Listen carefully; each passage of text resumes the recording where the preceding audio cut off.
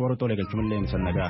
Biyya afaan Oromoo Naayil Saatirraa caqasuuf jirtan. Waan armaan duratti hojjennee deebinee isinitti himna keessaa haqa tokko tunin isaa qophii boqonnaa lamaaniiti bitootas 14 fi 15 nama qopheesse gara namoo san deebisa.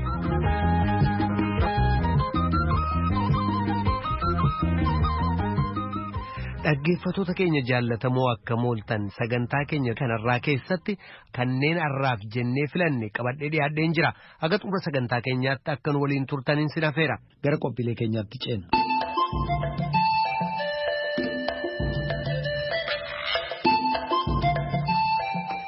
Filannoo baatee hagayya dhufuu guutummaa Itoophiyaa keessatti geggeeffamuuf karoorfameef qophiin yeroo itti fufee jiru kanatti himannaa paartileen dhiyeeffatan deebii mootummaan kenneef ka boordiin filannoo jedhu dhiyeessinee turre jaallanneetu gabaase. Dr. Abiy Ahmed yeroo jalqaba kakatanii aangoo muummicha ministeerummaa qabatan waa'ee filmaataa gara fuulduraatti gaggeeffamuuf jiru akkas jedhanii turan. ቀጣዩ አገር አቀፍ ምርጫ ተአማኒነት ያለው ፍትሃዊ በሆነ የመወዳደሪያ ሜዳ ላይ የሚከናወን filannoon guutuu biyyaatti geggeeffamu amanamaa kan dirree haqaa irratti geggeeffamuu fi dorgommiin haqaa kan irratti mul'atu akkasumas immoo walfalmii yaadaa kan irratti dhiyaatu gochuudhaaf ammuma qindoominaan kan hojjennu ta'uu mirkaneessuun fedha. Adda Burtukaan Miidhagsaa paarlaamaa duratti dhiyaatanii kakachuudhaan dura teessuu boordii filannoo guutuu biyyaa ta'uudhaan waajjira qabatanii booda boordii haaraa hundeessanii filannoon ittaanu hagayya 23 bara 2012 akka lakkoofsa Itoophiyaatti gaggeeffamuuf beellamamee jira. Dhufaatii filannoo walqabatee gamanumaa garuu bakka buutonni paartilee dorgommiif qophaa'aa jiranii rakkoon akka isaan mudatu dubbatu akkasumas himataa jiran. Kan komeen irratti dhiyaataa jiru mootummaan Itoophiyaa paartii badhaadhinaa jedhamuun akka mootummaattis ta'ee akka paartiitti filannoon kun deemokiraatawaa bilisaa fi amanamaa ba'iinsaas fudhatamaa akka ta'uu fi qaama dhimmi ilaallatu mara waliin hojjechuuf carraaqqii gochaa akka jiru ibsaa jira. Ta'us garuu fakkeenyaaf koongiresii federaalawaa Oromoo paartiin biyya bulchaa jiru akka mootummaa fi akka paartiitti dorgommiif dhiyaachuun rakkoo ta'uu dura taa'aa gamtaa madirakii fi kaafaa'oo akka ta'an Dr. Mararaa Guddinaa ibsanii jiru. Innaa dhattee dubbiftee mootummaadha siin jedhu innaa waa tokko immoo nu gargaarate jette immoo as deebi'aniitu uffata paartii uffatanii gadi ba'u. Jijjiiramni kun duubatti deebi'uudhaaf iyyuu yoo inni iddoo dhaabbatetti dhaabbatee hafuudhaaf gumaacha guddaa kan gochaa jiru. Hojiin paartii fi hojiin mootummaa gargar ba'uu dadhabuusaa karaa qaxxaamuraa gubbaa jirra ammayyuu gara fuulduraatti tarkaanfachuudhaa fi amantii guddaa qabna waan jedhus nu rakkisa. Dhaabbateera wal faana immoo eessayyuu hin deemnu jedhus nu rakkisa. Abdiis shakkiis waluma bukkee qabaannee deemaa jirra. Akka fakkeenyaatti Dr. Mararaan dhiyeenya kana rakkoo Jimmaa keessatti paartii isaanii mudate innaa ibsan. Mootummaadhaa fi hiriira nagaa baasaa jiru. Nuun immoo saba Jimmaa arrabsan jedhaniitu akka nuti saba keenya hin dubbifne nutti karaa cufu. Saba keenya saba Jimmaa nu fila jennee nu dhiisiti sabuma addunyaa eenyuyyuu namni mataan isaa nagaa ta'e saba nan arrabsu.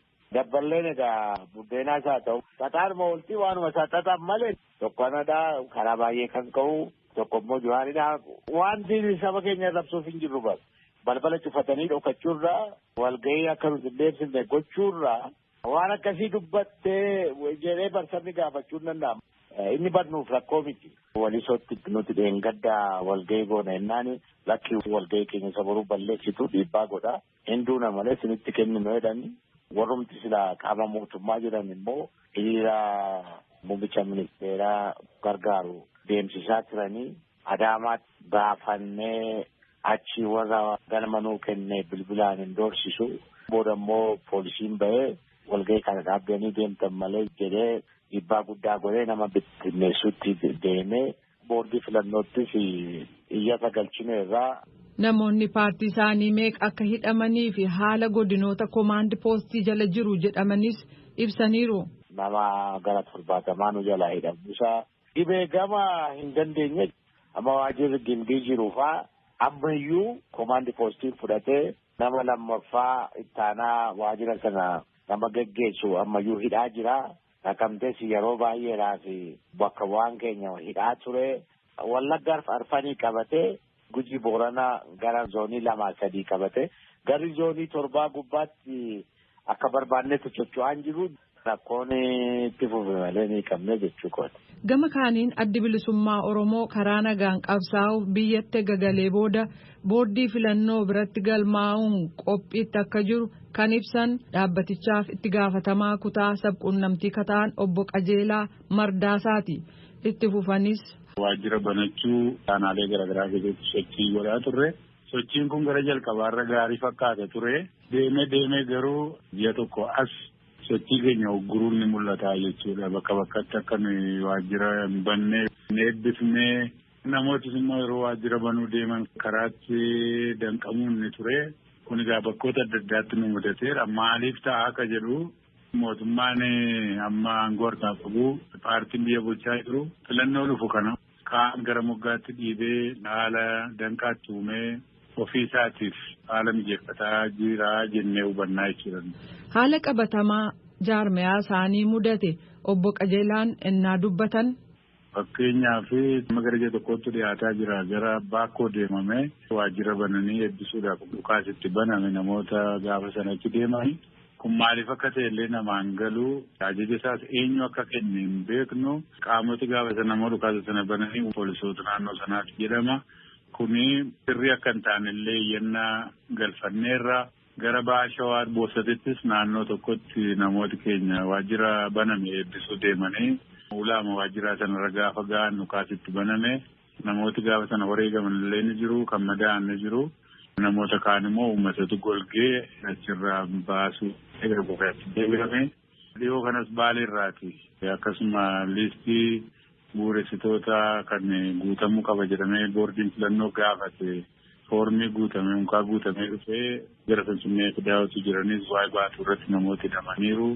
Baddalleettis akkasuma waajjira bananii achitti uummata walitti qabanii dubbisuudhaaf sagantaan ture sunillee sababa adda addaa dhiyeessanii hafe. Kana egaa boordii filannoottis koomishina mirga dhala namoomaa biyya kanaattis waajjira muummee ministeeraattis bakka hundaatti iyyatameera. Himannaa KFO'f ABO'n dhiyeessan irratti paartii biyya bulchaa jiru badhaadhinaaf sadarkaa ministeerummaatti qindeessaa kilaastara damee sabquunnamtii uummataa akka ta'an obbo Awwaluu Abdii deebii kennan qabu. Mootummaallee ta'anii paartii dorgomaallee ta'anii hojjechuun waan jiru isa san fudhachuu qaban. Ergama lama qabaa paartiin badhaadhinaa tokko dorgomaadha lammaffaa immoo mootummaadha. Wanti isaan kaasuu barbaadan yookaan uguramneerraa dhoorgamneerraa mootummaan sochii keenya daangesseeraa wanni jedhamu kijiba jechuu ni dandeenya. Ciroorra deemanii addaraashaa miti istaadiyeemitti geggeessaa turanii uummata arrabsaa turanii paartii keenyas nutis walumaa gala nu arrabsaa turanii arraba duudhaa Oromoo keessa hin jirre kaaniin Diqaalaa jedhu kaaniin Gumabaas jedhu bakka tokkotti uummanni dura arraba keessa sirreeffadhaa jedhee namallee arrabsinaadhanii kennanii jiranii sun kana. Kanaaf akka nu beeknu bakka itti rakkoon jararra uumame tokkollee hin jiru ka jedhu qabna. Ka Jimmaa keessiin nuunillee waliin qabatu caasaa keenya kaachisi nuunillee waliin qabatu rakkoon uummataa isaanii uumanidha. Asiin dura Jimmarraa lafa malee nama hin qabnu namni achirra jiru kennaa miti jedhanii ofumaa dubbatanii ofumaa barreessanii kaa'aa turanii keessattuu Dooktor Mararaa wal qabatee kanaaf nutti hin dhufinaa dura haga kana rikognaayiz gootanii kan jedhu kana uummatatu gaafii kaase. Boonni dubbatan immoo afaanii gaatee dhiirsa namatti taati jedha Oromoon. Kana dhiifama gaafataniituma dhaqanii uummata waliin waan hojjetan hojjechuu malee rakkoo ofii uumaniif paartii badhaadhinaa yookaan immoo paartii biyya bulchu himachuun hin danda'amudha. Walisoo fi Adaamaattoo maaltu ta'e? Ka Walisoo fi Adaamaan beeku moosu probably Walisoo irratti sagantaa qabaachuu isaanii ani feesbuukii nama miseensa isaanii ta'e tokkorraa argee gaafa akkana sagantaa Adaamaaf Walisoo qabna jedhanii maxxanfatanii jiranii. Bilbilee gaafa ni jiran sagantaan kun isin bira gahee jira jennaan sagantaan nu bira geenye gaafiillee kun gaafanneedhanii ufumaa deebi'anii immoo ammas maxxansan sagantaa biraa qabna waan nuun jedhee horri magaala Walisoo gaafa biraatti dabarsinee jirraa jedhanii ufuma isaaniitti lammatallee deebi'anii maxxansanii malee nu dhooganii nu ugguranii ka jedhu himannaa akkasii bishaabii waan beeknu qabnu Adaamaallee bifuma wal fakkaatuun nu bira gabaasni gahee fi qabatamaatti kana ka jedhu wanti nu arginu hin jiru. yoo dhorguu barbaanne Ciroo irratti hin dhorgamu ture, Dirdaa irratti hin dhorgamu ture, Harar irratti hin dhorgamu ture, Fiichee irratti hin dhorgamu ture. Maqaballeessaan hin taane kun mataan isaatu dogongora waan ta'eef kana utoo sirreeffatanii gaarii ta'a. Iyyannaa adda bilisummaa Oromoo biraa dhiyeeffatanitti deebina. Akka namoonni isaanii hidhamaa jiran dubbatu kun maaliif ta'a? Yeroo ammaa kanatti namni ilaalcha siyaasaa kamiinuu ilaalcha biraallee yoo barbaade dhagaachallee hawaadhatu dhimma isaatii mirga isaati. Sababa kanaan namni hidhamuu, namni doorsifamuu tokkollee akka hin jirre asumaan jala sararee sii kaasuu barbaada. Garuu kana dawoo godhatanii warri kaardii lamaan taphatantu jira. Warri astaanii caasaa keenya guyyaa guyyaan doorsisan, ajjeesisiisantu jira. Hanga ammaatti nama biree awwaalaatiin jira. As keessatti warra akka qabu jiru. Warra jeequmsa walitti bu'iinsa keessaa akka qabutu jira. Kuni ragaa qabatamaan waan adda baafanii iskiriin taa'anii qabamaniif to'annaa jala jiranii ani ka jala sarareetiin hin uwwisatan. Fakkeenyaaf Baakkoo keessatti waltajjiitti bahuuf gaafa jennu dhukaasi banamee jedhu. Shawaa Bahaa keessatti Bosatittis dhukaasa banuun maaliif barbaachise? Ani ka Baakkoon beeku Shawaa Bahaa Bosatii qorannee odeeffannoo gaafa fidan warri hidhatee sochootuu jira naannoo san keessa maqaa isaaniitiin. Magaalaa walakkaa jiru dhufanii gaafa humna san jalqaban immoo ufumaa taksii jalqabanii uummata nagaa irratti. Jenni numaayyuu poolisiin cinaa jalaadheessaati. Dubarra immoo isaanillee dheessanii gara caakkaa kutanii caakkaa faana bu'anii achitti akka rukutametti odeeffannoo an qabuun kana nu kaasanii jirani. Uummata nagaa irratti poolisiin seeraa hidhannaa seeraa qabu akkana bulka'ee wanni uummata irratti yookaan immoo qaama biiroo banachuuf deemu irratti wanni dhukaasa banuuf takkallee jiru kana jala sarareetitti. Oromiyaa guutummaa keessatti namoonni akkasiin jettanitti yakkaaf to'annaa jala oolanii harka isaanii qabame sa'aatii 48 keessatti mana murtiitti dhiyaachuu qabu jedha heerri biyyattii. Kun ta'aa waan jiru miti. Maaliif? Akka beekuun namoonni kunniin mana murtiitti sa'a 24 keessatti dhiyaatan jedhee yaadaa yoo hin dhiyaatin illee akka seeraatti itti gaafatanii hojjechaa jiran jedhee yaadaa kana guutuun qabu odeeffannoo isaa. Isa san qulqulleeffadheeti bakka itti dhiyaatinii fi sababa maal dhiyaachuu dhabe jedhu sanii yeroo biraa deebii gaafii kennuu danda'a. Gama kaaniin boordiin filannoo biyyoolessa Itoophiyaa iyyata jaarmeewonni galfanne jedhan kan argateera dura teessuu kataan adda Burtukaan Miidhagsaa akka jedhu. ቤተሰቦች እንግዲህ በእኛም በኩል ቀርበውልናል ከመነሻውም iyyannoo kunneen nu dhiyaatan jiru gochi iyyatarra jiru bal'inaan akka ibsamu rakkoon uumaman jiru yoo ta'es kan raawwate eenyu haala attamiin uumame isa jedhu paartileen akka dhiyeessaniif boordiin kun gaafatee jira. Kana gochuuf guyyaa hanga tokko isaan fudhate paartileen maqaa dhahaman marti kana guutanii dhiyeessanii jiru. Nutis qaama seera raawwachiisuu fi dhimmi kun ilaallatutti dhimma kanarratti ibsa akka kennaniif akkasumas nu biratti dhiyaatanii akka ibsan gaafanneerraa jedhu adde Burtukaan. Kanaaf torban dhufu bulchiisa naannolee fi qaamii hojii raawwachiistuu dhimmi kun ilaallatu deebii nuu kennu furmaatas ni keenya jennee amannaa jechuudhaan adde Burtukaan Miidhagsaa dura teessuun boordii filannoo Itoophiyaa yaada isaanii xumuraniiru.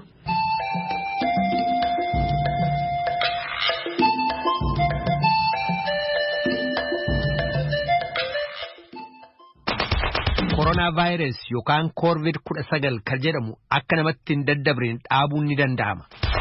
Harka keessan bishaaniif saamunaan dhiqadhaa. Saamunaa naannoo keessan yoo argachuu hin dandeenye immoo alkooliidhaan harka keessan sukkuummadhaa. Waa'ee koronaa vaayirasii yookaan COVID-19 jedhamu ijoollee waliin dubbadhaa. Ijoolleen yeroo mara akka harka isaanii dhiqatan utuu nuffiin deddeebisaa gorsaa. Ijoolleen hiriyoota isaanii dhukkubsatan yookaan namoota dhukkubsatan kamirraayyuu akka fagaatan itti himaa. Namni qufa yookaan haxxiffatu naannoo keessa yoo jiraate gara meetira tokkorraa fagaadhaa. Isinis yoo qufaa yookaan haxxiffachuun sin mudate yoo ho'i qaama keessanii dabale yookaan laayidaan sinitti dhagahame gara ogeessa fayyaa deemaa. Warra kaanis to'adhaa. Yeroo sin qufaasisu yookaan sin haxxiffachiisu keessa ciqilee keessaniitiin afaanii funyaan keessan haguuggadhaa. Harka keessaniin tuttuqinaa. Ragaalee waa'ee dhukkubichaa qaamawwan amanamoo ta'an qofarraa fudhadhaa. Waa'ee koronaa vaayirasii yookaan COVID-19 jedhamu wanni dhoksamu hin jiru. Ifatti walitti himaa waliin mari'adhaa. Akkasitti koronaa vaayirasii daddabruurraa dhaabuu dandeessu. Kan dhagaa jirtan as Waashingtan DC irraa kan dabru raadiyoo sagalee Ameerikaa sagantaa afaan Oromooti qophii itti aanutti ce'uu keenya dura wallee kanan sin affeera.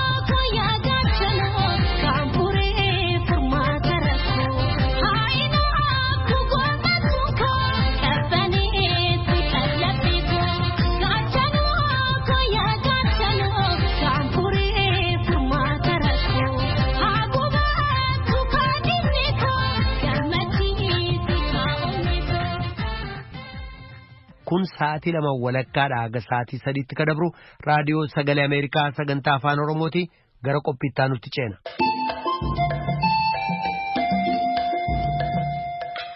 Itoophiyaatti yeroo manneen banamanii hidhamtoonni heddumminaan gallakkisamuu eegalan hidhamaan siyaasaa Kaffaaloo Tafarraa miilawwan saalamaan irraa muramuurraa kan ka'e barcuma konkolaatuun dhiibamaa gad ba'e. Kan kun ta'e waggaa 2 guutuudhaaf baatiilee xiqqoo ta'afa. Obbo Kaffaaloon yeroo ammaa aadde Lillii Lalisaa ka jedhamtu riyaa jaallatu waliin gaa'ela dhaabbatee jireenya jalqabee jira. Mucaa dhiiraa tokko soratanii jiru. Tsaayidaam Xomona Obbo Kaffaaloo Tafarraa deemuudhaan dubbistee gabaasanuuf ergite qabdi. Gosa barnootaa saayinsii biqiltuu hordofaa ture. Kaffaaloon wayita mooraa yuunivarsiitii keessatti barattoonni sagalee isaanii dhageessanis ta'e dhiittaa mirga dhala namaa falmuudhaaf adda durummaadhaan hirmaachaa akka ture dubbatama. Fulbaana 4 bara 1994 akka lakkoofsa Itoophiyaarraa eegalee Kaffaaloon osoo gara barnootaattis ta'e gara maatii isaatti hin deebine waggoota 12 mana hidhaa keessatti dararama hedduu keessummeessaa miilla isaa lamaanis itti dhabeeraa jira. Haa ta'uutii har'a Kaffaaloon seeraa jireenya isaa haaromsee maatii horateera. Kaffaaloon aadde Ilillii Lalisaa waliin bultii jaarrateera. Aadde Ilillii Lalisaa waliin Kaffaaloon akkamiin akka wal baran isumarraa dhageenya. Gaaffini ana biraatii ka'ee gaafan argu nama baay'ee dubartii tasgabbooftu nan barbaadan ture jechuudha. Nama Oromummaa keessa turee fi nama Oromoo ta'ee jiraate, nama boora Oromoo ta'ee jiraachuu barbaadu. Ulaagaalee kiyya ture. Ulaagaaleen kun immoo sababa hedduun qabana nama na hubatuu fi nama yeroo tatteetti chaalenjii nama go'a laayifiin kiyya. Sanallee tilmaama keessa gashuu ture. Darbee immoo eeyyama Waaqayyoo ta'e yoo jiraannee mucaa godhanne mucaan kiyya Oromoo taate akka guddattu barbaada. Kanaaf haati immoo gahee guddaa qabdi. Wantoota kana tilmaama keessa gashuutiin nama Oromoon barbaadan ture jechuudha.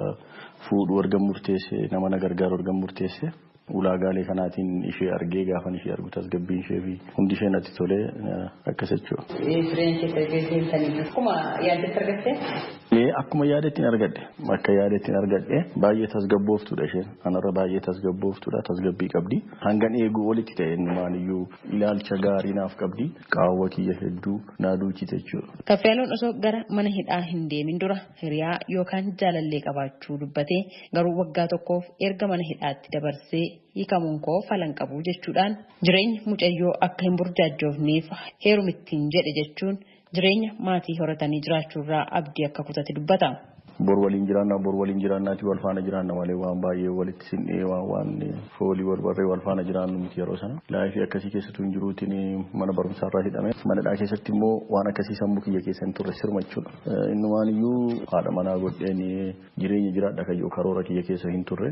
Maaliif haalli nuyi yeroo sana manadhaa keessatti turre baay'ee waan nama aarsuu fi waan tokko gadi baanee siyaasuma kana keessa jiraachuun barbaadan ture. Siyaasa kana keessa deemuun barbaadan ture. Jiraachuun barbaada siyaasa keessaa sun jiraadhu haadha manaa fudhee ijoollee godhee gara siyaasa keessa galuuf hin barbaadne yaadni kiyya akka hiramuun barbaaduun ture. Haa ta'uuti garuu yeroo baane sana karoora keenya ala fi tilmaama keenya ala baane yerootti mana hidhaatii baane jennee tilmaamnee attis otun tilmaamiin baane mana hidhaatti akkasumattiin qilleensi yeroo sanaa nu baatee daarashinii nu jiraachuu qabnurraa nu jijjiiree jira waan hundumaafu akkas ture jechuudha kan. Kaffaaloon waggaa 12 erga dararama hedduurra qaqqabeen booda mana hidhaatii bahee bultii jaarrachuuf murteessuus ibseera. Mana obboleetti kiyyaan ture mana obboleetti kiyyaatti bahee of danda'ee jiraachuun barbaadan ture yeroo fudhanne piroozijerii eegeen deemnee akka maatii eeyyamsiisnee waliin jiraachuu jalqabne jechuudha achi booda. Cidha aadaa Oromoo keessaa aadaa fuudhaa fi heerumaa bakka ani itti jiraadhu sana baay'een jaalladhan ture jechuun dandeettii isaa fi maallaqa isaa qabee dookumentarii isaa tuna jedhee baay'ee natti tola ture. Sana gochuu hin dandeenye sana waan lamatu na daangesse tokko humna lammaffaa yeroon isin haalaachuu dide humna isaas hin qabu haalli isin turree boodarra immoo biyya deemna jennee biyya akka hin deemne immoo koomaandi poostiin labsame akka carraa ta'e bakka koomaandi poostiin itti labsametti maatiin kiyyachi turani sababoota kana walitti hidhameetu cidhan godhatiin hafe. Ililliin shamarree qabsoo Oromoo keessatti guddatte akka taate kan ibsitu Kaffaaloo waliin bultiin walitti hidhamuun gammachuun qabaa jette. Akkaataan isaa jirutti ol bare gaafa dhaabni adda bilisummaa Oromoo galee mana obboleettii isaa ture ilaalcha isaa deemetanii achumaan wal barreechu isa dubbisuu deemechu. Ani hojiin koo dabbalummaa ture dabballee adda bilisummaa Oromoo ture achumaan hojii hojjedhu dhaabni gaafa galee mana isaanii nan deeme achumaan wal agarreechu. Yaaddoo hin qabu yoo deebi'es deebinee akka wal arginu abdiin hin qabu. Midhaamees hin ba'a kan deemaa jira. Baay'een gammadaa isaa wajjin jiraadhee bultii ijaarradhee dhala godhachuu koo baay'ee gammachuu natti dhagahama. Obbo Kaffiyaaloof aadde Ililliin erga bultii ijaarrataniin as ilma tokkos godhataniiru. Marroo jechuunis maqaa baasaniiruuf namni nama kan jedhamu yoo waliif yaade qaawwa waliif duuchuu danda'eera. Kun ammoo bultiin waliin jiraachuuf murteessaadha jetteetti. Gabaasa raadiyoo sagalee Ameerikaatiif Tsahaay Daamxoo Finfinneerraa.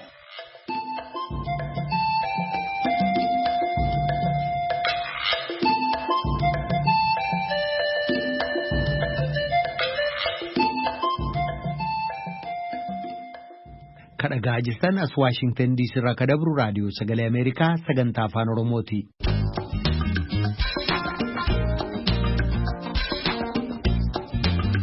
Yuunivarsiitii Dambidoodoo keessatti gamooleen tajaajila adda addaa kennan maqaa goototaaf namoota bebbeekamoo naannoo sanattis ta'e sadarkaa Oromiyaa fi Itoophiyaatti wanna gaggaarii hojjetaniin moggaafamuu Yuunivarsiitiin Dambidoodoo beeksisee jira.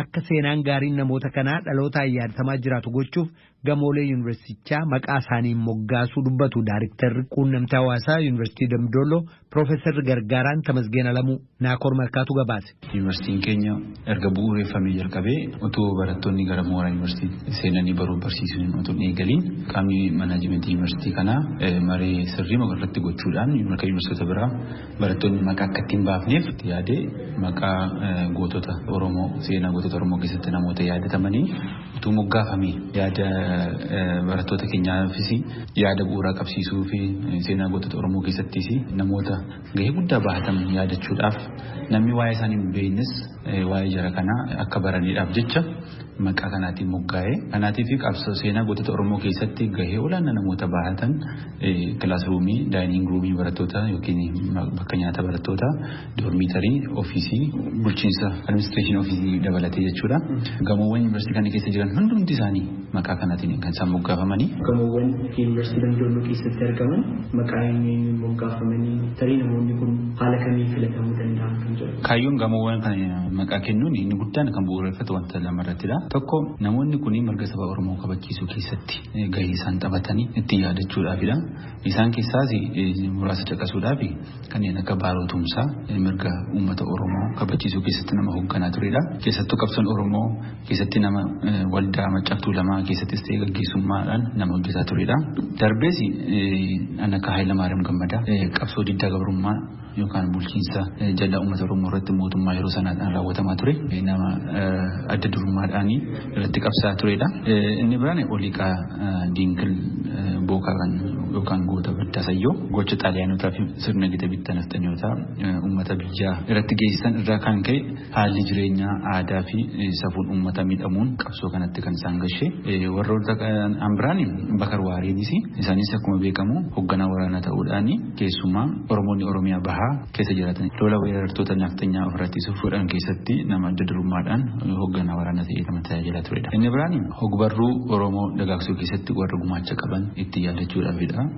Isaan keessaa muraasa isaanii caqasuudhaaf Sheek Bakar Sabaaloo nama hayyuu Oromoo beekamaa akkasumas waralleessaa yookiin pooyit fi barsiisaa amantii nama turedha. Hundi caalaa kan ittiin beekamu namni kun qubee afaan Oromoo ittiin barreeffamu har'a itti fayyadamaa jiru uumuu keessatti nama gahee adda duree taphatedha. Kan biraa Onesimoos Nasiib yookiin Abbaa Gammachiis yommuu ta'u namni kunis akkuma yaadatamu macaafa qulqulluu afaan Oromoo keessatti hiikuudhaan keessumaa Asteer Gannoo wajjin ta'uudhaan galmee jechoota afaan Oromoo akka isheen qopheessituuf gahee dirqama Onesimoos Nasiib laateefiin lama ta'anii nama macaafa qulqulluu gara afaan Oromoo hiikuu keessatti nama taphatedha. Maqaan lamaan isaaniiyyuu biildingii garaagaraa yookiin gamoo garaagaraa irratti maqaa of danda'e mataa isaanii kan qabanidha jechuudha. Inni biraa immoo Dr. Hayilee Fiidaa namni kun nama siyaasaa haa ta'uyyuu malee qorannoo adda addaa qubee afaan Oromoo irratti fi casluga afaan Oromoo irratti godhaniin nama seenaan isaa yaadatudha. Warreen kana bifa ogbarruu keessatti yookaan ogbarruu afaan Oromoo dagaagsuu keessatti warreen qooda yookaan shoora olaanaa taphatanidha jennee kaasuu ni dandeenya jechuudha. Tole, isaanirra atileetii Sargeenyi jira. Atileetiin Biraanii Adareeni moggaafamee bakki bashannana barattootaa jira. Amma moggaasni maqaa gamoowwan kanaa kan qofaa kan dhaabbatu miti. Amma yeroodhaafidha kallattii garaagaraadhaan namoota kana bifa garaagaraadhaan hadursiniyyuu malee doormitaroonni baay'een ijaaramanii gara raawwiitti jiru. Kilaasruumiinis akka kanaa boroftaanis waan ijaaramuutti fi karoorri bal'aa waan qabamee jiruudhaa fi moggaasni maqaa kana har'a jalqabee boor dhaabbata osoo hin taane kan itti fufu kanarra immoo darbee giddu gala dhaabuudhaan seentarii garaagaraa yookiin seentarii cimaa tokko maqaama nama tokkoonis ta'uu danda'a.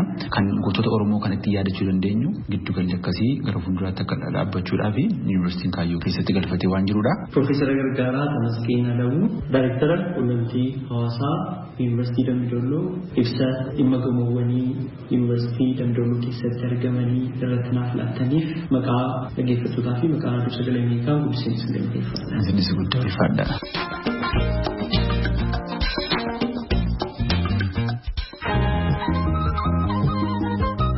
Ayyalam honni har'aa qopheessin tanuma nama waliin galateeffannaaf qophii ittaantu walagarra dhagaan nu bulaa jenna soraa lamee.